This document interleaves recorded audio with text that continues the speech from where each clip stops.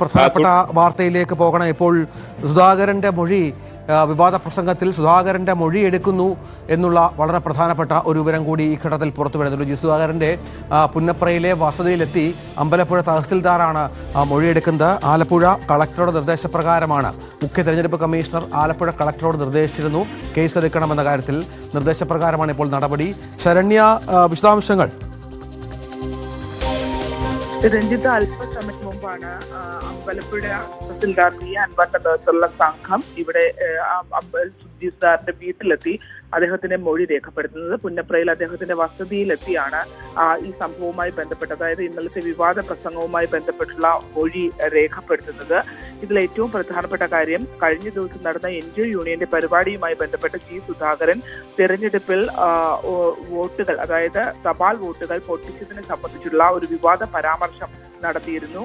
1989 KV ദാസിന്റെ തിരഞ്ഞെടുപ്പുമായി ബന്ധപ്പെട്ട ഇടത് സ്ഥാനാർത്ഥി KV ദാസ് മത്സരിച്ചിരുന്ന ഘട്ടത്തിൽ നടത്തിയ ചില കാര്യങ്ങളാണ് അദ്ദേഹം വ്യക്തമാക്കിയത്. ആ തിരഞ്ഞെടുപ്പിന്റെ ഘട്ടത്തിൽ അന്ന് NGO യൂണിയന്റെ അംഗങ്ങളായ ആളുകൾ നൽകിയ തപാൽ വോട്ടുകൾ അത് DC ഓഫീസിൽ വെച്ച് പൊട്ടിച്ച് നോക്കിയിട്ടുണ്ടായിരുന്നു എന്നുള്ള കാര്യമാണ് അദ്ദേഹം വ്യക്തമാക്കിയത്. അത് ഈ ഇടത് സംഘടനകൾപ്പെട്ട ആളുകൾ വോട്ട് രേഖപ്പെടുത്തുമെന്ന് പറയുമെങ്കിൽ പൂർണ്ണമായും അത്തരത്തിലൊരു വോട്ട് രേഖപ്പെടുത്തൽ ഉണ്ടാവാറില്ല.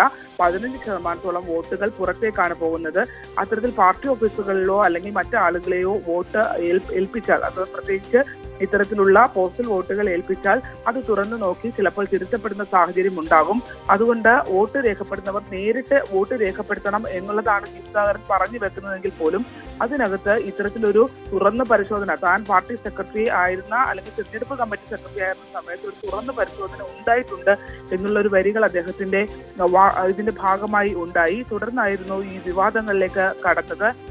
ഈ പ്രസംഗത്തിൽ NGO യൂണിയന്റെ സംസ്ഥാന സമ്മേളനവുമായി ബന്ധപ്പെട്ട് ആലപ്പുഴയിൽ നടത്തിയ ഈ പ്രസംഗത്തിലെ സംഭവങ്ങളാണ് ഇപ്പോൾ ഒരു മറ്റ് നിയമ നടപടികളിലേക്ക് മാറുന്ന സാഹചര്യത്തിലേക്ക് എത്തിയത്.